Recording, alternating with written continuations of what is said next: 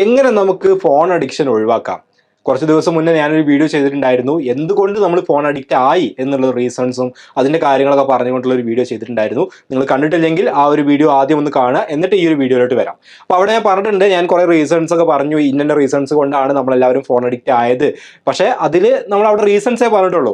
കാരണങ്ങൾ പറഞ്ഞിട്ട് ഇതുകൊണ്ട് നമ്മൾ ഫോൺ അഡിക്റ്റ് ആയി എന്ന് പറയാൻ എല്ലാവർക്കും സുഖമാണ്. പക്ഷെ എങ്ങനെ അതിൽ നിന്ന് നമ്മൾ എങ്ങനെ അതിൽ നിന്ന് പുറത്ത് കിടക്കും, എങ്ങനെയാണ് നമുക്ക് അതിൽ നിന്ന് ഒരു ഡിഫറെന്റ് ലൈഫ് ഉണ്ടാക്കാൻ പറ്റുക എന്നുള്ള കാര്യമാണ് ഈ ഒരു വീഡിയോയിൽ പറയുന്നത്. അപ്പോൾ ഞാൻ അവിടെ പറഞ്ഞിട്ടുള്ള ഒരു വളരെ ഇമ്പോർട്ടൻ്റ് ആയിട്ടുള്ള ഒരു കാര്യം ഉണ്ടായിരുന്നു. ഫോൺസ്, ഇലക്ട്രോണിക് ഗാഡ്ജറ്റ്സ് ഏതും ആയിക്കോട്ടെ, ഫോൺസ് മാത്രമല്ല, ഫോൺ, TV, ടാബ്, ലാപ്ടോപ്പ്, ഇങ്ങനെയുള്ള കാര്യങ്ങൾ മാറ്റി വെക്കുക, അല്ലെങ്കിൽ നമ്മുടെ ലൈഫിൽ നിന്ന് കംപ്ലീറ്റ്ലി ഒഴിവാക്കുക എന്നുള്ളത് പ്രസന്റ് സെനാരിയോ വെച്ചിട്ട് ടെക്നോളജി ഇത്രയും അഡ്വാൻസ് ചെയ്തുകൊണ്ടിരിക്കുന്ന ഈ ഒരു കാലഘട്ടത്തിൽ പോസിബിൾ ആയിട്ടുള്ളതല്ല. കാരണം ഞാൻ നേരത്തെ പറഞ്ഞു, ഓൺലൈൻ എഡ്യൂക്കേഷൻ വളരെയധികം ബൂം ചെയ്തുകൊണ്ടിരിക്കുകയാണ്. വലിയ വലിയ യൂണിവേഴ്സിറ്റികളിലും, ഇന്ത്യയിലും മാത്രമല്ല ഇന്റർനാഷണലി റെക്കഗ്നൈസ് ചെയ്തിട്ടുള്ള പല യൂണിവേഴ്സിറ്റികളിലും ഓൺലൈനായിട്ടാണ് ഇപ്പോൾ എഡ്യൂക്കേഷൻ നടന്നുകൊണ്ടിരിക്കുന്നത്. ഞാൻ കഴിഞ്ഞ വീഡിയോയിൽ പറഞ്ഞിട്ടുണ്ടായിരുന്നു, IIT മദ്രാസ് ലോഞ്ച് ചെയ്തിട്ടുള്ള പുതിയ കുറേ കോഴ്സുകളുണ്ട്. ഡാറ്റ സയൻസ് പോലെയുള്ള ഏറ്റവും പുതിയ, ഈ കാലത്ത് ഏറ്റവും ആവശ്യമുള്ള ഒരുപാട് കോഴ്സുകൾ എന്ത് ചെയ്തിട്ടുണ്ട്, IIT മദ്രാസ് അടക്കമുള്ള സ്ഥാപനങ്ങളെ, ഉന്നത സ്ഥാപനങ്ങൾ ഓഫർ ചെയ്യുന്നത് ഓൺലൈനായിട്ടാണ്. ആയിരക്കണക്കിന് സ്റ്റുഡൻസിനെ ഈ രാജ്യത്തിന്റെ പല ഭാഗത്തു നിന്നും അല്ലെങ്കിൽ മറ്റു പല രാജ്യക്കാർക്കും വരെ ആക്സസ് ചെയ്യാൻ പറ്റുന്ന രീതിയിൽ ഓൺലൈൻ എഡ്യൂക്കേഷനാണ് എല്ലാ സ്ഥാപനങ്ങളും ഇന്ന് പ്രൊമോട്ട് ചെയ്തുകൊണ്ടിരിക്കുന്നത്. കോഴ്സറ പോലെയുള്ള പ്ലാറ്റ്ഫോമുകളിൽ, അല്ലെങ്കിൽ അത്തരത്തിലുള്ള ഒരുപാട് പ്ലാറ്റ്ഫോമുകളിൽ, ഗൂഗിളിന്റെയും മറ്റുമൊക്കെ ഇഷ്ടം പോലെ ഓൺലൈൻ കോഴ്സുകൾ ഇന്നത്തെ കാലത്ത് അവൈലബിൾ ആണ്. നിങ്ങൾ സർട്ടിഫിക്കേഷൻ കിട്ടുന്ന ഒരുപാട് കോഴ്സുകൾ. അപ്പോൾ ഇത്തരത്തിൽ എഡ്യൂക്കേഷൻ ഇനിയും കുറച്ചും കൂടെ അങ്ങോട്ട് ഓൺലൈൻ മോഡിലോട്ട് മാറിക്കൊണ്ടിരിക്കുകയാണ്. പല സെന്ററുകളിലും ഇപ്പോൾ ഗേറ്റ് പോലെയുള്ള എക്സാമുകൾ, സിവിൽ സർവീസ് പോലെയുള്ള എക്സാമുകൾ, ഗേറ്റ് എന്ന് പറഞ്ഞാൽ MTechനൊക്കെ വേണ്ടിയിട്ട് നമ്മൾ എഴുതുന്ന എക്സാമാണ്. ഇത്തരത്തിലുള്ള എക്സാമുകൾക്കൊക്കെ ഉള്ള ക്ലാസ്സുകൾ സാറ്റലൈറ്റ് ക്ലാസ്സുകളായി മാറുന്നുണ്ട്. അതുപോലെ തന്നെ ഡോക്ടേഴ്സ്, MBBS കഴിഞ്ഞിട്ട് PGക്ക്, MDക്ക് വേണ്ടി പ്രിപ്പയർ ചെയ്യുന്ന ഡോക്ടേഴ്സ് ഉണ്ടാവും. അവർക്കുള്ള ക്ലാസ്സുകൾ ഇതൊക്കെ സാറ്റലൈറ്റ് മോഡ് എന്ന് പറഞ്ഞിട്ടുണ്ടെങ്കിൽ, ഫോർ എക്സാമ്പിൾ ഡൽഹിയിൽ ഒരു നല്ലൊരു ഫാക്കൽറ്റി ഉണ്ട്. നിങ്ങൾ വിചാരിക്കുകയാണ്, നീറ്റ് എക്സാമിന് നന്നായിട്ട് കോച്ചിങ് കൊടുക്കാൻ പറ്റുന്ന ഒരു ഫാക്കൽറ്റി ഉണ്ട് ഡൽഹിയിൽ. നീറ്റ് എക്സാം എന്ന് പറയുമ്പോൾ MBBS എന്നുള്ള നീറ്റ് അല്ല, MBBS കഴിഞ്ഞിട്ട് PG, MDക്കുള്ള നീറ്റ് എക്സാമിന് കോച്ചിങ് കൊടുക്കുന്ന വളരെ എക്സ്പെർട്ട് ആയ ഒരു ഫാക്കൽറ്റി ഡൽഹിയിലുണ്ട്. ആ ഫാക്കൽറ്റിയുടെ ക്ലാസ് നമുക്ക് വേണമെന്നുണ്ടെങ്കിൽ അയാൾ ഫ്ലൈറ്റ് കയറി ഇവിടെ വന്നിട്ട് ഇവിടുത്തെ ക്ലാസ് കൊണ്ട് എടുക്കണം എന്നൊരു നിർബന്ധമില്ല. അവിടെ നിന്നിട്ട് ഒരു വെബ് ക്യാം ഉപയോഗിച്ചിട്ടോ, അല്ലെങ്കിൽ നല്ലൊരു ഏറ്റവും ലേറ്റസ്റ്റ് മോഡൽ ഒരു ക്യാമറ ഉപയോഗിച്ചുകൊണ്ട്, ഇത്തരത്തിലുള്ള ഡീറ്റെയിൽ ബോർഡ് ഉപയോഗിച്ചുകൊണ്ട് ഡൽഹിയിൽ നിന്നുകൊണ്ട് എന്ത് ചെയ്യും, ആ ഫാക്കൽറ്റി ക്ലാസ് എടുക്കും. അദ്ദേഹത്തിന്റെ ക്ലാസ് അറ്റ് എ ടൈം, അതേ സമയം ലൈവ് ആയിക്കൊണ്ട് ഇന്ത്യയിലെ ആയിരക്കണക്കിന് സ്റ്റുഡൻസ് 100 കണക്കിന് സെന്ററുകളിൽ ഇരുന്നു കൊണ്ട് കാണുന്നുണ്ട്. നിങ്ങളത് അറിയുന്നുണ്ടോ എനിക്കറിയില്ല, ഇത്തരത്തിലുള്ള സാറ്റലൈറ്റ് ക്ലാസ്സുകൾ. അപ്പോൾ ഒരൊറ്റ ഫാക്കൽറ്റി മതി ഇന്ത്യയിലുള്ള ആയിരക്കണക്കിന് കുട്ടികളെ പഠിപ്പിക്കാൻ. ഇത്തരത്തിൽ ഓൺലൈൻ എഡ്യൂക്കേഷൻ വളരെയധികം ബൂം ചെയ്തുകൊണ്ടിരിക്കുന്നുണ്ട്. രണ്ടാമത്തെ ഒരു കാര്യം, ടെക്നോളജി. AI, നമ്മുടെ ആർട്ടിഫിഷ്യൽ ഇന്റലിജൻസ് എന്ന് പറയുന്ന സംഭവം ഭയങ്കരമായിട്ട് ഏതൊരു മേഖലകളിലും, ChatGPT പോലെ, ഇതുപോലെ OpenAI കൊണ്ടുവന്നുള്ള ഒരുപാട് ടൂൾസുകൾ, വീഡിയോ എഡിറ്റിങ്ങിന്, ഡിജിറ്റൽ മാർക്കറ്റിങ്ങിന്, ഫോട്ടോഷോപ്പിന് പകരം ഫോട്ടോ എഡിറ്റ് ചെയ്യാൻ വേണ്ടിയിട്ട്, ഇങ്ങനെ നമുക്ക് വേണ്ട ഏതൊരു കാര്യം ചെയ്യാനും മാത്രം തക്ക രീതിയിൽ അത്രയും അഡ്വാൻസ് ചെയ്തുകൊണ്ട് ആർട്ടിഫിഷ്യൽ ഇന്റലിജൻസ് വരുന്നു, മെഷീൻ ലേണിംഗ് വരുന്നു. ഇങ്ങനെ ടെക്നോളജി അഡ്വാൻസ് ചെയ്തുകൊണ്ടിരിക്കുന്ന ഈ ഒരു കാലത്ത് ഫോൺ കംപ്ലീറ്റ് ആയിട്ട് മാറ്റി വെച്ചിട്ട് ഒരു പ്രാകൃതനായിട്ട് ജീവിക്കുക എന്നുള്ളത് എന്തല്ല, പോസിബിൾ അല്ല. സോ നമുക്ക് എന്ത് ചെയ്യാൻ പറ്റും? ഈ ഫോൺ അഡിക്ഷൻ, അല്ലെങ്കിൽ ഈ ഫോണിന്റെ ഒരു ഓവർ യൂസേജ് എങ്ങനെ കുറയ്ക്കാൻ പറ്റും, ആ കാര്യങ്ങളാണ് ഞാൻ ഈ ഒരു വീഡിയോയിൽ പറയാൻ പോകുന്നത്. സോ അൾട്ടിമേറ്റ്ലി ഇതൊക്കെ നമുക്ക് വേണ്ട സംഭവമാണ്, അല്ലെ? ഫോണും കാര്യങ്ങളൊക്കെ നമുക്ക് വേണ്ടതാണ്. പക്ഷെ അതിന്റെ അഡിക്ഷൻ, അതിൽ നമ്മൾ നമ്മുടെ ഒരുപാട് ടൈം അത് കവർന്നെടുക്കുന്നു എന്നുള്ളതാണ് പ്രശ്നം. അപ്പൊ ആ ഒരു അഡിക്ഷൻ ഒഴിവാക്കിയിട്ട് ഈ ഫോണിനെ പോസിറ്റീവ്ലി യൂസ് ചെയ്യാൻ പറ്റുന്ന കുറച്ച് കാര്യങ്ങളാണ് ഇവിടെ ഞാൻ പറയുന്നത്. ഫസ്റ്റ് വേണ്ടത് അവയർനെസ് ആൻഡ് അക്സെപ്റ്റൻസ് ആണ്. അതായത് നമ്മളൊരു ഫോൺ അഡിക്റ്റ് ആണ് എന്നുണ്ടെങ്കിൽ, ഇപ്പം എന്നെ കേട്ടുകൊണ്ടിരിക്കുന്ന എല്ലാവരും ഫോൺ അഡിക്റ്റ് ആവണം നിർബന്ധമില്ല. പക്ഷേ നിങ്ങളുടെ ലൈഫിലെ, അല്ലെങ്കിൽ നിങ്ങളുടെ ഒരു ദിവസത്തെ മെജോറിറ്റി ടൈമും ഫോൺ കൊണ്ടുപോകുന്നുണ്ട്. നിങ്ങൾക്ക് അത് കാരണം നിങ്ങൾക്ക് വേണ്ട രീതിയിൽ പഠിക്കാൻ പറ്റുന്നില്ല, നിങ്ങൾക്ക് ഫ്രണ്ട്സുമായിട്ട് വേണ്ട രീതിയിലുള്ള റിലേഷൻസ് കീപ്പ് ചെയ്യാൻ പറ്റുന്നില്ല, നിങ്ങളുടെ ഫാമിലിയിൽ അതുമായിട്ട് ഒരുപാട് പ്രശ്നങ്ങൾ ഉണ്ടാവുന്നു. അങ്ങനെയുള്ള കാര്യങ്ങൾ നടക്കുന്നുണ്ടെങ്കിൽ നിങ്ങൾ മനസ്സിലാക്കിക്കോളുക, നിങ്ങൾ ഒരു ഫോൺ അഡിക്റ്റ് ആണ്. നമുക്ക് ഒരു ബുദ്ധിമുട്ടുണ്ടാവില്ല, അത് നമ്മൾ അക്സെപ്റ്റ് ചെയ്യണം. നമ്മൾ അക്സെപ്റ്റ് ചെയ്യുക, നമുക്കൊരു ഫോൺ അഡിക്ഷൻ ഉണ്ട്. ഇത് നമുക്കൊരു പനി വരുന്ന പോലെ, ജലദോഷം വരുന്ന പോലെയുള്ള ഒരു അസുഖമായിട്ട് എന്ത് ചെയ്താൽ മതി, കണ്ടാൽ മതി. ചെറിയൊരു അസുഖം നമുക്കുണ്ട്, എന്താണ്, ഫോൺ അഡിക്ഷൻ ഉണ്ട്. അത് നമ്മുടെ ഹാബിറ്റിൽ വന്നിട്ടുള്ള ഒരു അസുഖമാണ്, നമ്മുടെ ഹാബിറ്റുമായിട്ട് ബന്ധപ്പെട്ട ഒരു അസുഖമാണ്. നമുക്കത് മാറ്റാൻ പറ്റും, നമുക്കത് മാറ്റാൻ പറ്റുന്ന കാര്യമാണ്. അല്ലാതെ ഒരു മരുന്നില്ലാത്ത അസുഖം അല്ലാതെ ഈസി ആയിട്ട് മാറ്റാൻ പറ്റുന്നതാണ്. അപ്പോൾ അത് നമ്മൾ ആദ്യം ഉൾക്കൊള്ളുക, നമുക്ക് അങ്ങനെ എന്തുണ്ട്, ഒരു ഫോൺ അഡിക്ഷൻ ടെൻഡൻസി നമുക്ക് വന്നു പോയിട്ടുണ്ട് എന്നുള്ളത് നമ്മൾ ആദ്യം എന്ത് ചെയ്യുക, അതിൻ്റെ ഒരു അവയർനെസ്സും അക്സെപ്റ്റൻസും ഉണ്ടാവുക എന്നുള്ളതാണ്. എന്നുവെച്ചാൽ എല്ലാവരും അങ്ങനെ ആയിക്കൊള്ളുന്നില്ല, പക്ഷെ ഉള്ളവർ എന്ത് ചെയ്യണം, അത് അക്സെപ്റ്റ് ചെയ്യണം, നിങ്ങൾക്ക് അങ്ങനെ ഒരു സംഭവം ഉണ്ട് എന്നുള്ളത്. രണ്ടാമത്തെ ഒരു കാര്യം എന്ന് പറയുകയാണെങ്കിൽ സെറ്റ് ഗോൾസ് ആൻഡ് ബൗണ്ടറീസ് എന്നുള്ളതാണ്. അതായത് നമ്മൾ തന്നെ എന്ത് ചെയ്യുക, ഒരു ലിമിറ്റേഷൻ വെക്കുക. ഒരു ഫോൺ ഞാൻ ഇത്ര സമയം ഒരു ദിവസത്തിൽ ഇത്ര സമയം മാത്രമേ യൂസ് ചെയ്യുള്ളൂ.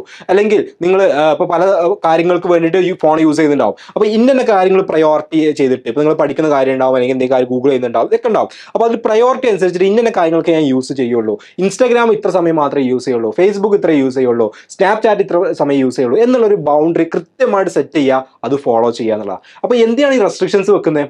ഈ റെസ്ട്രിക്ഷൻസ് വെക്കുന്നത് വേറെ ആരുമില്ല, നിങ്ങളുടെ പാരൻസ് വന്നിട്ട് പറയില്ല നിങ്ങൾ ഇത്ര മണിക്കൂറെ വർക്ക് ചെയ്യാൻ പാടുള്ളൂ അല്ലെങ്കിൽ ഫോൺ യൂസ് ചെയ്യാൻ പറ്റുള്ളൂ. പാരൻസ് അല്ല പറയുന്നത്, നമ്മൾ തന്നെ എന്ത് ചെയ്യാണ്, നമുക്കുള്ള ഒരു ബൗണ്ടറി സെറ്റ് ചെയ്യാണ്. അപ്പോൾ അത് സെറ്റ് ചെയ്യുമ്പോൾ നമുക്ക് ആദ്യം എന്ത് വേണം, ഞാൻ ഫസ്റ്റ് പറഞ്ഞ കാര്യം അവയർനെസ്സും അക്സെപ്റ്റൻസും വേണം. അല്ലാതെ ഇല്ലാത്ത ഒരാളല്ല ബൗണ്ടറി സെറ്റ് ചെയ്യേണ്ടത്. ഇത് മാറ്റണം അല്ലെങ്കിൽ ഇതിൽ നിന്നൊരു റിലീഫ് വേണം എന്നുള്ള ഒരു സ്ട്രോങ് ഡിസിഷൻ എടുത്തതിന് ശേഷമായിരിക്കണം എന്ത് ചെയ്യേണ്ടത്, നമ്മൾ ഗോൾസും ബൗണ്ടറീസും സെറ്റ് ചെയ്യേണ്ടത്. ഇത് കുട്ടികളുടെ കാര്യം മാത്രമല്ല കേട്ടോ, ഫോൺ അഡിക്റ്റ് ആയിട്ടുള്ള പാരൻസ് ചിലപ്പോൾ എന്നെ കേട്ടുകൊണ്ടിരിക്കുന്നുണ്ടാവും, ഫോൺ അഡിക്റ്റ് ആയിട്ടുള്ള ഡിഗ്രി സ്റ്റുഡൻസ് കേട്ടുകൊണ്ടിരിക്കുന്നുണ്ടാവും, PG സ്റ്റുഡൻസ് കേട്ടുകൊണ്ടിരിക്കുന്നുണ്ടാവും. അപ്പോൾ ഇത് ആർക്കും യൂസ് ചെയ്യാൻ പറ്റുന്ന കാര്യമാണ്. നമ്മൾ എന്ത് ചെയ്യുന്നു, ഒരു ഗോൾസും ബൗണ്ടറീസും, ഇതിന്റെ അപ്പുറത്തേക്ക് ഞാനത് യൂസ് ചെയ്യൂല, അല്ലെങ്കിൽ ഇതാണ് എൻ്റെ ലിമിറ്റേഷൻ എന്നുള്ളത് എന്ത് ചെയ്യുന്നു, നമ്മൾ സെറ്റ് ചെയ്യുന്നു എന്നുള്ളതാണ്. രണ്ടാമത്തെ ഒരു കാര്യം, ക്രിയേറ്റ് സപ്പോർട്ടീവ് എൻവയോൺമെന്റ് എന്നുള്ളതാണ്. ഒരു സപ്പോർട്ടീവ് ആയുള്ള എൻവയോൺമെന്റ് നമ്മൾ ക്രിയേറ്റ് ചെയ്യുക. ഇപ്പോൾ നമ്മൾ പഠിക്കുന്നതിനെ കുറിച്ച് പറയുകയാണെന്നുണ്ടെങ്കിൽ നമ്മൾ സ്റ്റഡി ടേബിളും കാര്യങ്ങളൊക്കെ ഉണ്ടാവുമല്ലോ. യൂഷ്വലി എന്ത് സംഭവിക്കുക, നമ്മൾ പഠിക്കുന്നതിന് തൊട്ടടുത്ത് തന്നെ ഫോൺ ഉണ്ടാവും. പെട്ടെന്ന് ഒരു നോട്ടിഫിക്കേഷൻ വരികയാണെങ്കിൽ നമ്മൾ എന്ത് മലമറിക്കുന്ന കാര്യം പഠിക്കുകയാണെങ്കിലും ആ നോട്ടിഫിക്കേഷൻ വന്നത് എന്താണ് എന്ന് നോക്കാതെ നമുക്കൊരു സമാധാനം ഉണ്ടാവില്ല. അതെന്തുകൊണ്ടാണ് സംഭവിക്കുന്നത്? ഒന്നാമത്തെ കാര്യം, ഫോൺ സൈലന്റ് അല്ലാത്തതുകൊണ്ട്. സൈലന്റ് ഇല്ലെങ്കിൽ ചിലപ്പോൾ വൈബ്രേഷൻ കേൾക്കും. അപ്പോൾ എന്ത് ചെയ്യരുത്, അവിടെ വെക്കരുത്. ഫോൺ ആ ടേബിളിൽ ഉണ്ടാവരുത്. ഇല്ല എന്നുണ്ടെങ്കിൽ നമുക്ക് എന്ത് കിട്ടും, ആ ഒരു പ്രശ്നം ഉണ്ടാവില്ല. അങ്ങനെയുള്ള ഇഷ്യൂസോ അല്ലെങ്കിൽ നോട്ടിഫിക്കേഷൻ വരുമ്പോഴുള്ള ഡിസ്ട്രാക്ഷൻസോ കാര്യങ്ങളോ ഒന്നും വരില്ല. അപ്പോൾ നമ്മൾ അത്തരത്തിൽ, അത് ഞാൻ വളരെ ചെറിയൊരു കാര്യമാണ് പറഞ്ഞത്, വളരെ ചെറിയ കാര്യമാണ് പറഞ്ഞത്. അപ്പോൾ ഇത്തരത്തിൽ ഒരു സപ്പോർട്ടീവ് എൻവയോൺമെന്റ് നമ്മൾ ക്രിയേറ്റ് ചെയ്യണം. നമ്മളൊരു കാര്യം ചെയ്യാൻ നിൽക്കുമ്പോൾ നമ്മുടെ കംപ്ലീറ്റ് ഫോക്കസ് ഒരു കാര്യത്തിലോട്ട് കിട്ടണമെന്നുണ്ടെങ്കിൽ നമ്മുടെ ഡിസ്ട്രാക്ഷൻസ് അവിടുന്ന് മാറ്റി വെക്കണം. ചുറ്റുഭാഗത്ത് ഒരുപാട് ഡിസ്ട്രാക്ഷൻസ് ഉണ്ടാവും, അത് നമ്മൾ മാറ്റി വെക്കുക. അപ്പോൾ അതിൽ മൊബൈൽ ഫോൺ ആണെങ്കിൽ അത്, ലാപ്ടോപ്പ് ആണെങ്കിൽ അത്, അങ്ങനെയുള്ള കാര്യങ്ങൾ മാറ്റി വെക്കുക എന്നുള്ളതാണ്. ഇനി നമ്മളിപ്പോൾ ലാപ്ടോപ്പ് ഉപയോഗിച്ചുകൊണ്ടാണ് പഠിക്കുന്നത് വിചാരിക്കാം. ഒരാൾ ലാപ്ടോപ്പ് ഉപയോഗിച്ചുകൊണ്ടാണ് പഠിക്കുന്നത്. കാരണം ഞാൻ നേരത്തെ പറഞ്ഞ പോലെ ഓൺലൈൻ എഡ്യൂക്കേഷൻ ഭയങ്കരമായിട്ടുണ്ട്. അങ്ങനെയാണെങ്കിൽ ആ ലാപ്ടോപ്പിൽ നോട്ടിഫിക്കേഷൻ വരുന്നതുണ്ടാവും. അതായത് ഡെസ്ക്ടോപ്പിൽ നോട്ടിഫിക്കേഷൻ കാണുന്ന ഒരു ഓപ്ഷൻ, വാട്സപ്പിലോ അല്ലെങ്കിൽ ഇൻസ്റ്റയിലൊക്കെ ഒരു എന്തെങ്കിലും സംഭവം വരികയാണെങ്കിൽ അതിന്റെ നോട്ടിഫിക്കേഷൻ ഡെസ്ക്ടോപ്പിൽ കാണിക്കും. അത് ഡിസേബിൾ ചെയ്യണം. അത് ഡിസേബിൾ ചെയ്തിട്ട് അത് വരണ്ട. അത് നമുക്ക് വേണമെങ്കിൽ കുറച്ച് നേരം കഴിഞ്ഞിട്ട് എന്ത് ചെയ്യാം, അതിനായിട്ട് നമ്മൾ നേരത്തെ സെറ്റ് ചെയ്ത ടൈം ഉണ്ടല്ലോ, അല്ലേ, ആ ടൈമിൽ എന്ത് ചെയ്യാം, യൂസ് ചെയ്യാം. അപ്പോൾ അത്തരത്തിലുള്ള കാര്യങ്ങൾ ഓഫ് ചെയ്ത് വെച്ചിട്ടും നമ്മളെ തന്നെ എന്ത് ചെയ്യണം, ഒന്ന് സ്ട്രക്ചർ ചെയ്യണം. അപ്പോൾ നമ്മളൊരു കാര്യം ചെയ്യണം എന്നുണ്ടെങ്കിൽ ആ കാര്യം ചെയ്യാൻ വേണ്ടിയിട്ടുള്ള ഒരു സപ്പോർട്ടീവ് എൻവയോൺമെന്റ് ഉണ്ടാവുക എന്നുള്ളത് വളരെ ഇമ്പോർട്ടൻ്റ് ആണ്.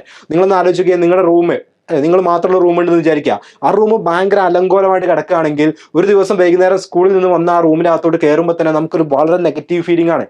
വളരെ നെഗറ്റീവ് ഫീലിംഗ് ആണ്. നമ്മൾ മടക്കി ഒതുക്കി വെക്കാത്ത കുറേ ഡ്രസ്സുകൾ നമ്മളിതിൽ കിടക്കുന്നു. താഴെ നമ്മൾ ക്ലീൻ ചെയ്തിട്ടില്ല, അടിച്ചു വാരിട്ടില്ല, അങ്ങനെ കുറേ കിടക്കുന്നു.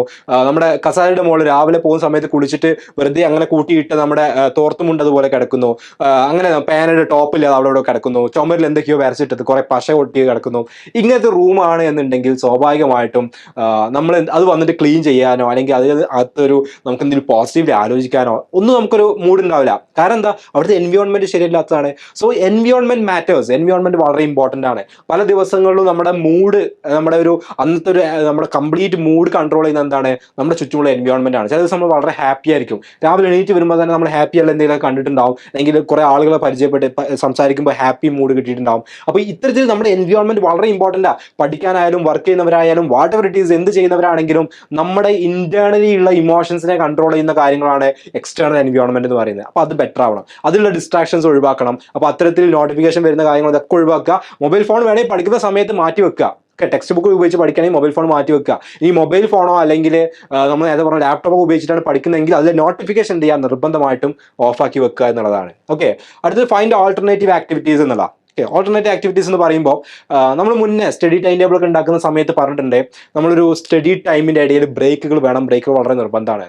യൂഷ്വലി ഈ ബ്രേക്കുകൾ എന്താ സംഭവിക്കുക, നമുക്കൊരു ബ്രേക്ക്, ഒരു 5 മിനിറ്റ് ബ്രേക്ക് എടുക്കാമെന്ന് വിചാരിക്കും. എന്നിട്ട് നമ്മൾ ഇൻസ്റ്റാഗ്രാമിൽ കയറും. ഇൻസ്റ്റാഗ്രാമിൽ കയറിയിട്ട് നമ്മൾ ജസ്റ്റ് ഒക്കെ നോക്കും. അപ്പോൾ നമ്മുടെ ഫോട്ടോ കുറച്ച് ആൾക്കാർ ലൈക്ക് ചെയ്തിട്ടുണ്ടാവും. ചിലപ്പോൾ ലൈക്ക് ചെയ്ത് നമ്മൾ അറിയാത്ത ആൾക്കാർ ആ ലൈക്ക് ചെയ്തിട്ടുണ്ടെങ്കിൽ നമ്മൾ അവരുടെ പ്രൊഫൈലിൽ കയറി നോക്കും. എന്നിട്ട് അവരാരാന്നൊക്കെ നോക്കും, അതിൽ അറിയുന്ന ആൾക്കാരുണ്ടോ നോക്കും. ചിലപ്പോൾ അതിൽ അവരുടെ ഒരു റീല് കാണും. അപ്പോൾ ആ റീൽ എന്താ നോക്കും. റീല് കണ്ടാൽ സ്വാഭാവികമായിട്ട് അടുത്ത് നമ്മൾ സ്വൈപ്പ് ചെയ്യും, അടുത്ത റീല് വരും, അടുത്ത റീലുകൾ വന്നുകൊണ്ടിരിക്കും. കാരണം ഇൻസ്റ്റാഗ്രാം ഉണ്ടാക്കിയിട്ടുള്ളത് എന്താ, ഇൻസ്റ്റാഗ്രാം എന്തിനു വേണ്ടിയിട്ടാണ് അവർ ക്രിയേറ്റ് ചെയ്തിട്ടുള്ളത്, ആളുകളെ അതിൻ്റെ അകത്ത് ടാപ്പ് ചെയ്യാൻ വേണ്ടിയിട്ടാണ്. ഇൻസ്റ്റാഗ്രാം ഒരു ബിസിനസ്സാണ്, ഫേസ്ബുക്ക് ഒരു ബിസിനസ്സാണ്, വാട്സപ്പ് ഒരു ബിസിനസ്സാണ്. സ്വാഭാവികമായിട്ടും ഇതിൽ എന്ത് ഒരു ബിസിനസ് നടത്തുന്ന ആൾ എന്താ ചെയ്യുക, കസ്റ്റമേഴ്സിനെ അവരിലോട്ട് കൊണ്ടുവരാൻ വേണ്ടിയിട്ട് അവരിൽ തന്നെ ടാപ്പ് ചെയ്ത് നിർത്താൻ വേണ്ടിയിട്ടുള്ള എല്ലാ സ്ട്രാറ്റജീസും അവർ എടുത്തിട്ടുണ്ടാവും.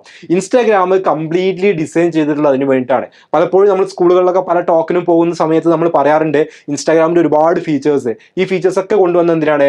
നമ്മുടെ കാര്യങ്ങൾ മനസ്സിലാക്കിക്കൊണ്ട് നമ്മൾ എങ്ങനെ അതിലോട്ട് ടാപ്പ് ചെയ്യണം എന്ന് മനസ്സിലാക്കാൻ വേണ്ടിയിട്ടാണ്. ഓക്കെ, അപ്പം നമ്മൾ ഓരോ ജനറേഷൻ മാറുന്നതനുസരിച്ചിട്ട് ഇൻസ്റ്റാഗ്രാമിൽ അപ്ഡേറ്റ്സ് വന്നുകൊണ്ടേയിരിക്കും. അല്ലെങ്കിൽ ഒരു ജനറേഷൻ്റെ അകത്ത് തന്നെ ഒരുപാട് അപ്ഡേറ്റ്സ് വരും. ഈ അപ്ഡേറ്റ്സ് ഒക്കെ വരുന്നത് എന്തിനാണ്? നമ്മുടെ നമ്മൾ തിങ്ക് ചെയ്യുന്ന കാര്യങ്ങളും അല്ലെങ്കിൽ നമ്മൾ ഇഷ്ടപ്പെടുന്ന കാര്യങ്ങളും മാറുന്നതിനനുസരിച്ചിട്ട് ഇൻസ്റ്റാഗ്രാമിന്റെ അൽഗോരിതം കാര്യങ്ങൾ മാറ്റിയാണ് നമ്മൾ അതിനകത്ത് ടാപ്പ് ചെയ്യാൻ. സോ നമ്മൾ അതിലോട്ട് കയറി കഴിഞ്ഞാൽ നമ്മൾ ടാപ്പ് ആകും എന്നുള്ളത് ഉറപ്പാണ്. അല്ലെങ്കിൽ അത്രയും വിൽ പവറുള്ള ആൾക്കാരാവണം. അല്ലാതെ നോർമൽ ആൾക്കാരാണെങ്കിൽ സ്വാഭാവികമായിട്ട് അതിനകത്ത് ടാപ്പ് ആവും. 5 മിനിറ്റ് ബ്രേക്ക് എന്ന് പറഞ്ഞ് ഇൻസ്റ്റാഗ്രാം തുറന്നിട്ടുള്ള നമ്മൾ എന്ത് ചെയ്യും? 5 മിനിറ്റ്സ് കഴിയും, 10 മിനിറ്റ്സ് കഴിയും, 15 മിനിറ്റ്സ് കഴിയും, 20 മിനിറ്റ്സ് കഴിയും, 30 മിനിറ്റ്സ് കഴിയും. കുറച്ച് കഴിയുമ്പോൾ നമ്മൾ വിചാരിക്കും ഇത്രയും നേരം ഞാൻ ബ്രേക്ക് എടുത്തു, അപ്പോൾ എൻ്റെ പഠിക്കാനുള്ള കുറേ സമയം പോയി, ഇനി ഒന്ന് പഠിച്ചാൽ തീരില്ല, ഇനി നാളെ ആക്കാം. സ്വാഭാവികമായിട്ടും നമ്മുടെ മൈൻഡ് നെഗറ്റീവിലോട്ട് ഇങ്ങനെ പോയിക്കൊണ്ടേയിരിക്കും. അപ്പോൾ അങ്ങനെയുള്ള കാര്യങ്ങൾ വരാതിരിക്കണമെങ്കിൽ നമ്മൾ ആൾട്ടർനേറ്റീവ് ആക്ടിവിറ്റീസ് കണ്ടുപിടിക്കണം. ഈ ബ്രേക്ക് സമയത്ത് നിങ്ങൾ ഒന്നുകിൽ എന്ത് ചെയ്യുക, നിങ്ങൾ കൃത്യസമയത്ത് അല്ലെങ്കിൽ നിങ്ങൾ സോഷ്യൽ മീഡിയ ഒക്കെ യൂസ് ചെയ്യുന്നതിൽ കൃത്യസമയത്ത് സ്റ്റോപ്പ് ചെയ്യുമെന്നുള്ള ഉറപ്പ് നിങ്ങൾക്ക് വേണം. ഇല്ല എങ്കിൽ നിങ്ങളുടെ ഇത്തരത്തിലുള്ള ബ്രേക്ക് ടൈംസും കാര്യങ്ങളൊക്കെ വേറെ ആക്ടിവിറ്റീസ് ഉപയോഗിച്ചുകൊണ്ട്, ഇഷ്ടംപോലെ ആക്ടിവിറ്റീസ് ഉണ്ടല്ലോ അല്ലെ, നമ്മുടെ ഹോബീസ് കാര്യങ്ങളൊക്കെ ഉണ്ട്, നിങ്ങൾക്ക് ഇഷ്ടമുള്ള ഏതെങ്കിലും വേറെ ആക്ടിവിറ്റി ഉപയോഗിച്ചുകൊണ്ട്, ഓൾട്ടർനേറ്റീവ് ആക്ടിവിറ്റീസ് ഉപയോഗിച്ചുകൊണ്ട് ഫില്ല് ചെയ്യുക. മാക്സിമം അതിൽ നിന്ന് മാറി നിൽക്കുക എന്നുള്ളതാണ്. ഓക്കെ, അത് വളരെ ഇമ്പോർട്ടൻ്റ് ആയിട്ടുള്ള ഒരു കാര്യമാണ്. അടുത്തത് സീക്ക് സപ്പോർട്ട് എന്നുള്ളതാണ്. ഇത് കുറച്ചും കൂടി നിങ്ങൾ ഗൗരവപരമായിട്ട് എടുക്കേണ്ട ഒരു വിഷയമാണ്. അതായത് ഈ ഫോൺ അഡിക്ഷൻ എന്ന് പറയുന്നത് ഞാൻ നേരത്തെ പറഞ്ഞ പോലെ തന്നെ നമ്മുടെ ഹാബിറ്റിൽ വന്നിട്ടുള്ള ഒരു അസുഖമാണ്. ഓക്കെ, ഒരു അസുഖം തന്നെയാണത്. ഞാനടക്കം നമുക്ക് എല്ലാവർക്കും ഒരു അസുഖമാണത്. പലർക്കും അസുഖത്തിന്റെ തീവ്രത കൂടിയും കുറഞ്ഞു നിൽക്കുന്നതേ ഉള്ളൂ അല്ലേ. നമുക്കൊരു പനി വരികയാണെങ്കിൽ നന്നായിട്ട് പനിക്കുന്ന ആൾക്കാരുണ്ടാവും, ചെറുതായിട്ടൊന്ന് പനിച്ച് പോകുന്ന ആൾക്കാരുണ്ടാവും. ഞാൻ ഈ വീഡിയോ ഷൂട്ട് ചെയ്തുകൊണ്ടിരിക്കുന്ന സമയത്ത് ആക്ച്വലി എനിക്ക് കുറച്ച് ബോഡി പെയിനും കാര്യങ്ങളൊക്കെ ഉണ്ട്. ഒരു പനി വരുന്നുണ്ടോ എന്ന് എനിക്കൊരു സംശയം ഇല്ലാതില്ല. അപ്പോൾ അതേപോലെ എന്ത് ചെയ്യുന്നുണ്ടാവും, പല രീതിയിൽ പനിയുള്ള ആളുകളുണ്ടാവും. അപ്പോൾ ഇതേപോലെ തന്നെ ഫോൺ അഡിക്ഷൻ വളരെ തീവ്രമായിട്ടുള്ള ആളുകളുണ്ടാവും, അല്ലെങ്കിൽ കൺട്രോൾ ചെയ്യാൻ പറ്റുന്ന ലെവലിലുള്ള ആൾക്കാരുണ്ടാവും, ഫോൺ അഡിക്ഷനിൽ പോവാതെ കിടക്കുന്ന ആൾക്കാരുണ്ടാവും. ഈ കൺട്രോൾ ചെയ്യാൻ പറ്റുന്ന ആളുകളും അതിൻ്റെ അടുത്ത് നിൽക്കുന്ന ആളുകൾക്കൊക്കെ എന്ത് ചെയ്യാം, ഇത് കൺട്രോളബിൾ ആക്കിയിട്ട് താഴോട്ട് കൊണ്ടുവരാം. പക്ഷെ ഇത് വളരെ ഹൈയിൽ നിൽക്കുന്ന ആളുകളെ അവർ വിചാരിച്ചിട്ടും അല്ലെങ്കിൽ അവരെത്ര ആഗ്രഹിച്ചിട്ടും അവരുടെ മൈൻഡ് അതിൽ നിന്ന് മാറാൻ പറ്റാത്തൊരവസ്ഥയിൽ, അതിനാണ് നമ്മൾ അഡിക്ഷൻ എന്ന് പറയുന്നത് അല്ലേ. നമ്മുടെ ആൽക്കഹോൾ ആയിക്കോട്ടെ അല്ലെങ്കിൽ വേറെ ഏത് ലഹരി ആയിക്കോട്ടെ, അഡിക്ഷൻ എന്ന് പറയുന്നത് എപ്പോഴും എന്തിനോടാണ്? നമുക്ക് മാറ്റി നിർത്താൻ പറ്റാതെ നമ്മുടെ ബോഡിയും നമ്മുടെ മൈൻഡും അത് മാറ്റി നിർത്താൻ നമ്മൾ സമ്മതിക്കാതെ വരുമ്പോഴാണ് നമ്മൾ അഡിക്ഷൻ എന്ന് പറയുന്നത്. അങ്ങനെ വളരെ പീക്ക് ലെവലിലേക്ക് നമ്മൾ എത്തിയിട്ടുണ്ട് എങ്കിൽ സ്വാഭാവികമായിട്ടും ചിലപ്പോൾ നമ്മൾ സപ്പോർട്ട് നേടേണ്ടി വരും. ആ സപ്പോർട്ട് എന്ന് പറയുന്നത് പല ആളുകളുടെ അടുത്ത്, ചിലപ്പോൾ നമ്മുടെ പാരൻസിനെ ആയിരിക്കും നമുക്ക് സപ്പോർട്ട് തരുന്നത്. ഫസ്റ്റ് സപ്പോർട്ട് കിട്ടുക നമ്മുടെ പാരൻസിനാണ്. വേറെ ആരെടുക്കുന്നതിനേക്കാളും മുന്നേ നമ്മുടെ പാരൻസിന് എടുത്താണ് നമുക്ക് നല്ല സപ്പോർട്ട് കിട്ടുക. പിന്നെ നമ്മുടെ ഫ്രണ്ട്സിൻ്റെ അടുത്ത് സ്വാഭാവികമായിട്ടും ഇത് ഉപയോഗിക്കാനുള്ള സപ്പോർട്ടാണ് അധികം കിട്ടുക. പക്ഷെ നല്ല ഫ്രണ്ട്സൊക്കെ ഉണ്ട് എങ്കിൽ നിങ്ങൾക്ക് എന്ത് കിട്ടും?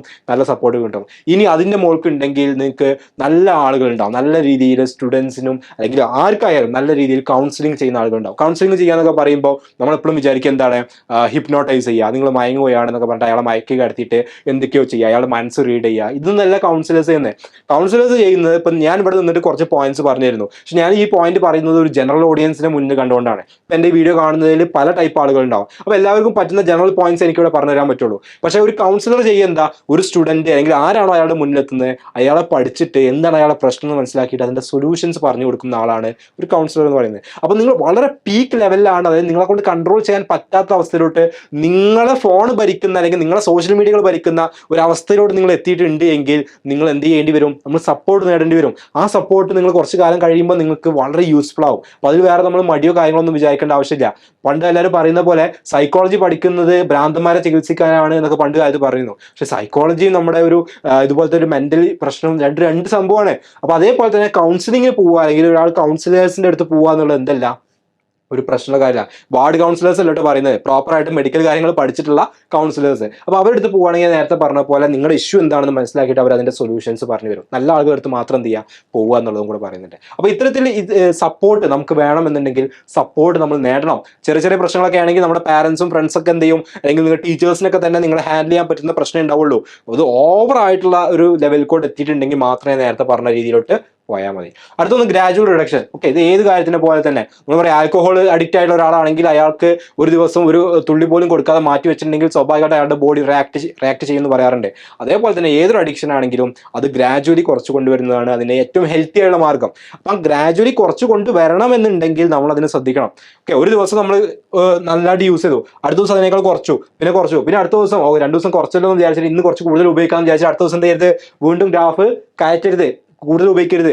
കുറച്ച് നമ്മൾ വിചാരിക്കുന്ന ലെവലിലോട്ട് എത്തുന്നവരെ കൺസിസ്റ്റന്റ് ആയിട്ട് നല്ല വിൽ പവറോട് കൂടി അതൊരു വാശിയാക്കി എടുത്തിട്ട് ഒരു ട്രാൻസ്ഫോർമേഷൻ വാശിയാക്കി എടുത്തിട്ട് തന്നെ എന്ത് ചെയ്യുക, അത് ചെയ്യുക. പല ആളുകളും ബോഡി ട്രാൻസ്ഫോർമേഷൻ ഒക്കെ ചെയ്യും അല്ലെ, നല്ല തടിയുള്ള ആളുകൾ ചിലപ്പോൾ നന്നായിട്ട് മെലിയും, നല്ല മെലിഞ്ഞ ആളുകൾ ജിമ്മിലൊക്കെ പോയിട്ട് നന്നായിട്ട് മസിൽ വെക്കും, ഇങ്ങനെയൊക്കെ ബോഡി ട്രാൻസ്ഫോർമേഷൻസ് നടത്താറുണ്ട്. അതേപോലെ നമ്മുടെ കംപ്ലീറ്റ് ഹാബിറ്റിന് എന്ത് ചെയ്യുക, ഒന്ന് ട്രാൻസ്ഫോം ചെയ്യാനുള്ള ഒരു മിഷൻ ആക്കിയിട്ട് തന്നെ എടുക്കുക. എന്നിട്ട് ആ ഗ്രാജുവൽ ഡിക്രീസ് ചെയ്ത് നമുക്ക് വേണ്ട ഒരു ലെവലുണ്ടല്ലോ അല്ലെ, നമ്മൾ അഡിക്റ്റ് ആവാതെ യൂസ് ചെയ്യാൻ പറ്റുന്ന ഒരു ലെവല്, ആ ലെവലിലോട്ട് എത്തിക്കുക. കാരണം എന്തായാലും സോഷ്യൽ മീഡിയ നമ്മൾ യൂസ് ചെയ്യും വേണം. കാരണം ചുറ്റും നടക്കുന്ന കാര്യങ്ങളൊക്കെ നമ്മൾ അറിയണമെങ്കിൽ നമ്മളൊരു സാമൂഹിക ജീവിയാണ്, നമുക്കത് അറിയണം. പക്ഷെ ആ അറിയേണ്ട ലെവലിലേക്ക് അല്ലെങ്കിൽ നമ്മൾ യൂസ് ചെയ്യേണ്ട ഒരു മിനിമം അല്ലെങ്കിൽ ഒരു കുഴപ്പമില്ലാത്ത ലെവൽ ഉണ്ടല്ലോ, ആ ലെവലിലേക്ക് എത്തുന്നത് വരെ ഗ്രാജുവലി റിഡ്യൂസ് ചെയ്യുക എന്നുള്ളതാണ്. ആൻഡ് ഫൈനൽ തിങ്, ബാലൻസ് എന്നുള്ള ബാലൻസ് എന്ന് പറയുമ്പോൾ ഞാൻ നിങ്ങളോട് മുന്നേയും പറഞ്ഞിട്ടുണ്ട്, സോഷ്യൽ മീഡിയ എന്ന് പറയുന്ന ഒരു സ്ക്രീനിന്റെ അകത്ത് നടക്കുന്ന സംഭവമാണ്. അതിലൊരുപാട് ഫേക്ക് കാര്യങ്ങളുണ്ടാവും, റിയൽ കാര്യങ്ങളുണ്ടാവും. പിന്നെ നമ്മൾ നേരത്തെ പറഞ്ഞതുപോലെ നല്ല BGM ഇട്ട് കൊടുത്തിട്ട് ക്രിയേറ്റ് ചെയ്യുന്ന ഇമോഷൻസ് ഉണ്ടാവും, നല്ല ക്യാമറ ഉപയോഗിച്ച് നല്ല രീതിയിൽ ഷൂട്ട് ചെയ്തിട്ടുള്ള കാര്യങ്ങളുണ്ടാവും. ഇങ്ങനെ പല കാര്യങ്ങളും സോഷ്യൽ മീഡിയകളിൽ നടക്കും. ഒരിക്കലും അതാണ് റിയൽ, അതാണ് ലൈഫ് എന്ന് വിചാരിച്ചിട്ട് നമ്മൾ അതിൻ്റെ പുറകെ പോകാൻ പാടില്ല എന്നുള്ളതാണ്. അതിൽ നിങ്ങൾക്കറിയാം, സോഷ്യൽ മീഡിയ എന്ന് പറയുന്നത് ഇത് ഉപയോഗിക്കുന്ന ആളുകൾക്ക് അല്ലെങ്കിൽ അത് നമ്മളെല്ലാവരും ഉപയോഗിക്കുന്നതാണ്. പക്ഷെ നമുക്ക് ആർക്കും അറിയാത്ത അല്ലെങ്കിൽ നിങ്ങൾ പല ആളുകൾക്കും നിങ്ങൾ പറഞ്ഞു തരാത്ത ഒരു വലിയൊരു സൈഡ് ഉണ്ട്, ഒരു ബിസിനസ് സൈഡ് ഉണ്ട് ഈ സോഷ്യൽ മീഡിയകൾക്ക്. ഞാൻ നേരത്തെ പറഞ്ഞതുപോലെ നമ്മൾ ഓഡിയൻസിന് അതിനകത്തൊരു ടാപ്പ് ചെയ്ത് നിർത്തിയെങ്കിലേ ഈ ഒരു ഇൻസ്റ്റാഗ്രാമിൻ്റെ അകത്തുള്ള പ്രൊമോഷൻസും ആഡുകളും കാര്യങ്ങളും നടക്കുള്ളൂ. സോ ആ ബിസിനസ്സിനോട്ട് വേണ്ടിയിട്ട് നമ്മൾ ടാപ്പ് ചെയ്യാൻ വേണ്ടിയിട്ടുള്ള എല്ലാ കാര്യങ്ങളും ഇതിൻ്റെ അകത്തുണ്ടാവും. ഞാൻ സോഷ്യൽ മീഡിയ എപ്പോഴും എടുത്തെടുത്ത് പറയാൻ കാരണം എന്താ വെച്ചിട്ടുണ്ടെങ്കിൽ സോഷ്യൽ മീഡിയയാണ് ഇതിലൊരു മേജർ സംഭവം എന്നുള്ളതുകൊണ്ടാണ്. അപ്പോൾ അതുകൊണ്ട് തന്നെ സോഷ്യൽ മീഡിയകളിൽ കാണുന്ന കാര്യങ്ങളാണ് റിയൽ എന്ന് നമ്മൾ വിചാരിക്കരുത്. ഒരിക്കലും നമ്മൾ അതിൻ്റെ പുറകെ പോകുകയും ചെയ്യരുത്. സിമ്പിൾ എക്സാമ്പിൾ പറയാം. നമ്മുടെ ഒരു ഫ്രണ്ട്, പണ്ടൊക്കെ നമ്മൾ വളരെ ക്ലോസ് ആയ ഫ്രണ്ടാണ്, പിന്നെ നമുക്ക് വലിയ ടച്ച് ഒന്നുമില്ല. നമ്മളിപ്പോൾ ആകെ അയാളെ കാണുന്നത് സോഷ്യൽ മീഡിയയിലായിരിക്കും. സോഷ്യൽ മീഡിയയിൽ അയാളുടെ ഫോട്ടോസിനൊക്കെ നമ്മൾ ലൈക്ക് ചെയ്യുന്നുണ്ടാവും, ഒക്കെ ഉണ്ടാവും. പക്ഷെ നമുക്കിപ്പോൾ കണക്ഷൻ ഒന്നും ഉണ്ടാവില്ല. ചിലപ്പോൾ അയാളോട്ട് നമ്മൾ മെസ്സേജ് അയക്കുക, കോൾ ചെയ്യാനൊന്നും ഉണ്ടാവില്ല. അപ്പോൾ നമ്മളിങ്ങനെ നോക്കുന്ന സമയത്ത് ഉണ്ടാവും ഇയാൾ ഒരു ദിവസം മണാലി പോകുന്നു, ഒരു ദിവസം കാശ്മീർ പോകുന്നു, ഒരു ദിവസം ഡൽഹി പോകുന്നു, ഒരു ദിവസം യൂറോപ്പ് പോകുന്നു, ഫുൾ ട്രിപ്പിൻ്റെ ഫോട്ടോസൊക്കെ വരുന്നു. അപ്പോൾ നമ്മൾ വിചാരിക്കുന്നത് എന്തായിരിക്കും, ഇയാൾ ഫുൾ റിച്ച് ആണ്, അല്ലെങ്കിൽ ഇയാളുടെ ലൈഫ് ഫുൾ ട്രിപ്പിംഗ് ലൈഫാണ്. അതേപോലെ ആയിരുന്നെങ്കിൽ ഞാനൊക്കെ എത്ര ഹാപ്പി ആകുമായിരുന്നു, അല്ലെങ്കിൽ എനിക്ക് അങ്ങനെ പോകാൻ പറ്റുന്നില്ലല്ലോ എന്ന് വിചാരിച്ചിട്ട് നമ്മൾ ഡെസ്പായിരിക്കുന്നുണ്ടാവും. അയാൾ ഒരു പക്ഷേ പണ്ടെന്നോ ഒരു കാശ്മീർ മണാലി ഒരൊറ്റ ട്രിപ്പ് അടിച്ചതിന്റെ ഫോട്ടോസ് പിന്നീട് ഇങ്ങനെ ഓരോ മാസം ഇടുന്നതായിരിക്കാം അല്ലെ, അതിന് പോസിബിലിറ്റി ഉണ്ട്. അല്ലെങ്കിൽ അയാളുടെ ഒരു ജോലി ആവശ്യാർത്ഥത്തിൽ ഇപ്പോൾ ഇയാൾ ഓരോ സ്ഥലത്ത് പോകുന്നതായിരിക്കാം. ഇപ്പോൾ ഞാൻ എഞ്ചിനീയറായിട്ട് വർക്ക് ചെയ്യുന്ന സമയത്ത് നമ്മുടെ കമ്പനികളിലൊക്കെ സൈറ്റ് എഞ്ചിനീയേഴ്സ് ഉണ്ടാവും, സൈറ്റ് എഞ്ചിനീയേഴ്സും അതുപോലെ സർവീസ് എഞ്ചിനീയേഴ്സും ഉണ്ട്. ഇവരുടെ വർക്ക് എന്താ വെച്ചിട്ടുണ്ടെങ്കിൽ സൈറ്റുകളിൽ നിന്ന് സൈറ്റുകളോട് ട്രാവൽ ചെയ്യുക എന്നുള്ളതാണ്. ഒരു സൈറ്റിൽ പോവുക, അവിടുത്തെ ഇഷ്യൂസ് സോൾവ് ചെയ്യുക, അപ്പോഴേക്കും അടുത്ത സൈറ്റിൽ ഇഷ്യൂ വന്നിട്ടുണ്ടാവും, അങ്ങോട്ട് ട്രാവൽ ചെയ്യുക. ആ രീതിയിലാണ് സൈറ്റ് എഞ്ചിനീയേഴ്സ് ചെയ്യുക. ഞാൻ സൈറ്റ് എഞ്ചിനീയറോ അല്ലെങ്കിൽ സർവീസ് എഞ്ചിനീയറോ അല്ലാത്തതുകൊണ്ട് ഞാനൊരു പ്രോപ്പർ ഓഫീസിലായിരുന്നു. പക്ഷേ ഇതേപോലെ എന്ത് ചെയ്യുന്നു, എൻ്റെ കൊളീഗ്സ് ആയിട്ട് ജോയിൻ ചെയ്ത പല ആളുകളും ഇത്തരത്തിൽ സൈറ്റ് എഞ്ചിനീയേഴ്സും സർവീസ് എഞ്ചിനീയേഴ്സും ആയിട്ടുണ്ട്. അപ്പോൾ അയാളുടെ ഒരു സ്റ്റാറ്റസ് കണ്ടിട്ടുണ്ടെങ്കിൽ അയാളൊരു സർവീസ് എഞ്ചിനീയർ ആണ്, സൈറ്റ് എഞ്ചിനീയർ ആണ് എന്ന് അറിയാത്ത ഒരാളാണെങ്കിൽ ഇയാളുടെ സ്റ്റാറ്റസ് ഇന്ന് ഡൽഹി ആണെങ്കിൽ നാളെ ചിലപ്പം കാശ്മീർ ആയിരിക്കും, അടുത്ത ദിവസം നമ്മുടെ കേരളത്തിൽ മൂന്നാറായിരിക്കും, അടുത്ത ദിവസം തമിഴ്നാടായിരിക്കും. അപ്പോൾ ഇയാൾ ട്രിപ്പ് കിടക്കില്ല, ഇയാൾ എന്താണ് ഓരോ സ്ഥലത്തുള്ള സൈറ്റിൽ നല്ല പോലെ കഷ്ടപ്പെട്ട് പണിയെടുക്കാൻ, അവിടുത്തെ പ്രശ്നങ്ങൾ സോൾവ് ചെയ്യാൻ, അവിടെയുള്ള സ്റ്റാഫിന് അഡ്വൈസ് കൊടുക്കാൻ, ഇതൊക്കെ വേണ്ടി അയാൾ ട്രാവൽ ചെയ്യുന്നതാണ്, കമ്പനി എക്സ്പെൻസിൽ ട്രാവൽ ചെയ്യുന്നതാണ്. പക്ഷേ അയാളുടെ സോഷ്യൽ മീഡിയയിൽ അയാൾ കാണിക്കുന്നത് എന്തായിരിക്കും, ഈ ട്രാവൽ ചെയ്യുന്ന സ്റ്റോറീസും ഫോട്ടോസും ആയിരിക്കും. അപ്പോൾ അത് കണ്ടിട്ട് ഞാൻ വിചാരിക്കുകയാണ്, ഇയാൾ വൺ ട്രാവൽ ചെയ്യുന്ന ആളാണ്, ഇതേപോലെ പോലെ എനിക്ക് പറ്റുന്നില്ലല്ലോ എന്ന്. അയാൾ ട്രാവൽ ചെയ്യുന്നത് സ്ഥലം കാണാനല്ല, ടൂറിസ്റ്റ് ആയിട്ടല്ല, അയാളുടെ ജോലിക്ക് വേണ്ടിയിട്ടാണ്. അപ്പോൾ ഇങ്ങനെ നമ്മൾ കാണുന്ന സോഷ്യൽ മീഡിയയുടെ ഒരു ഫേസും അതിൻ്റെ ഒരു റിയൽ ഫേസും രണ്ടാണ്. ഞാൻ ജസ്റ്റ് ഒരു ട്രാവലിൻ്റെ ഒരു എക്സാമ്പിൾ വെച്ച് പറഞ്ഞു എന്നേ ഉള്ളൂ. അപ്പോൾ അത് നമ്മൾ കൃത്യമായിട്ട് മനസ്സിലാക്കുക. അതുപോലെ തന്നെ നമ്മളെ വളരെ ഇമോഷണലി അറ്റാച്ച് ചെയ്യുന്ന മ്യൂസിക്കുകളും കാര്യങ്ങളും അങ്ങനെയുള്ള കാര്യങ്ങളൊക്കെ കാണുമ്പോഴും ചിലപ്പോൾ ഇപ്പോൾ ഞാനടക്കം നമുക്ക് എല്ലാവർക്കും തോന്നാറുണ്ട്, ഇപ്പോൾ നല്ല മൂന്നാറിന് നല്ലൊരു വീഡിയോ, നല്ലൊരു BGM ഒക്കെ ഇട്ട് കൊടുത്ത് ആ ഒരു തേയിലത്തോട്ടങ്ങളുടെ ഇടയിലൂടെ ഒരു ബൈക്ക് റൈഡ് കാണുമ്പോൾ നമുക്ക് തോന്നും ഇപ്പോൾ ബൈക്ക് എടുത്ത് വിട്ടാലോ തോന്നും. പക്ഷെ നമ്മൾ എപ്പോഴും മനസ്സിലാക്കുക, അതെന്താണ്, അവരുടെ ആ ഒരു പേജിന്റെ പ്രൊമോഷന് വേണ്ടി വന്നിട്ടുള്ള വീഡിയോസ് ആണ്. സോ എന്റർടൈൻമെന്റ് ആയിട്ടും റിയൽ ലൈഫായിട്ടും സെപ്പറേറ്റ് ചെയ്തിട്ട് അതിന്റെ ബാലൻസ് കീപ്പ് ചെയ്യാൻ നമുക്ക് പറ്റുക എന്നുള്ളത് വളരെ ഇമ്പോർട്ടൻ്റ് ആണ്. അതൊരു ഫോൺ അഡിക്റ്റ് ആയിട്ടുള്ള ആളാണെങ്കിലും അല്ലെങ്കിലും ഒക്കെ നമുക്ക് റീൽ ഏത് എന്നുള്ളത് ശരിക്കും ഡിഫറൻഷിയേറ്റ് ചെയ്യാൻ പറ്റണം. അങ്ങനെ പറ്റുന്നിടത്താണ് നമ്മുടെ മെച്യൂരിറ്റി. അവിടെയാണ് നമ്മുടെ മെച്യൂരിറ്റി കാണിക്കുന്നത്, നമ്മൾ എത്രമാത്രം മെച്യൂറായി എന്നുള്ളത്. പലപ്പോഴും പല ആളുകളും പറയാറുണ്ട്, ഇപ്പോഴത്തെ ഒരു ജനറേഷൻ്റെ മെച്യൂരിറ്റി ലെവൽ ഭയങ്കര കുറവാണ് എന്ന് പറയാറുണ്ട്. കാരണം ഈ ഒരു സോഷ്യൽ മീഡിയയുടെ ഓവർ യൂസേജ് അവർക്ക് റിയാലിറ്റി എന്താണെന്ന് മനസ്സിലാക്കാൻ പറ്റാതെ ഈ റീലുകൾ കണ്ട് മനസ്സിലാക്കി അല്ലെങ്കിൽ റീലുകളുടെ ഫാൻസായി മാറുന്ന അവസ്ഥ ഉള്ളതുകൊണ്ടാണ്. അപ്പോൾ റിയാലിറ്റി മനസ്സിലാക്കുക, ബാക്കിയുള്ള കാര്യങ്ങൾ എന്റർടൈൻമെന്റ് കാര്യങ്ങളൊക്കെ നമുക്ക് വേണം, പക്ഷെ അത് അതിന്റെ രീതിയിലാണ് എന്ന് മനസ്സിലാക്കിക്കൊണ്ട് കാര്യങ്ങൾ മുന്നോട്ട് പോവാം. ഓക്കെ, അപ്പോൾ ഇത്രയാണ് എനിക്ക് പറയാനുള്ളത്. സോ ഞാനൊരു ജനറൽ ആയിട്ടുള്ള കുറച്ച് കാര്യങ്ങളാണ് പറഞ്ഞിട്ടുള്ളത്, നിങ്ങൾക്ക് ഈസിലി യൂസ് ചെയ്യാൻ പറ്റുന്ന കാര്യങ്ങൾ. അപ്പോൾ ഫോൺ അഡിക്ഷൻ എന്തുകൊണ്ട് വന്നു എന്നുള്ള വീഡിയോ നമ്മൾ ചെയ്തിട്ടുണ്ടായിരുന്നു. അതിൽ നിന്ന് നിങ്ങൾക്ക് എങ്ങനെ സർവൈവ് ചെയ്യാം അല്ലെങ്കിൽ അതിന് എങ്ങനെ പുറത്ത് കിടക്കാം എന്നുള്ള കുറച്ച് കാര്യങ്ങളാണ് ഈ ഒരു വീഡിയോയിൽ പറഞ്ഞത്. ഇത്തരത്തിലുള്ള കണ്ടന്റുകൾ നിങ്ങൾക്ക് ഇഷ്ടപ്പെടുന്നുണ്ട് അല്ലെങ്കിൽ നിങ്ങൾക്ക് യൂസ്ഫുൾ ആവുന്നുണ്ട് എങ്കിൽ തീർച്ചയായിട്ടും ഇതിൻ്റെ ഒരു കമന്റ് ബോക്സിൽ പറയാം. നിങ്ങളുടെ കമന്റ്സ് കാണാൻ ഞാൻ വെയിറ്റിംഗ് ആണ്. ഇതുപോലത്തെ കൂടുതൽ വീഡിയോസ് നിങ്ങൾക്ക് വേണമെന്നുണ്ടെങ്കിൽ ഇത്തരത്തിലുള്ള വീഡിയോസും ഇത്തരത്തിലുള്ള കണ്ടന്റുകളും റിസർച്ച് ചെയ്തുകൊണ്ട് തന്നെ നമുക്ക് എന്ത് ചെയ്യാം, വീഡിയോസ് ചെയ്യാം. Okay, thank you.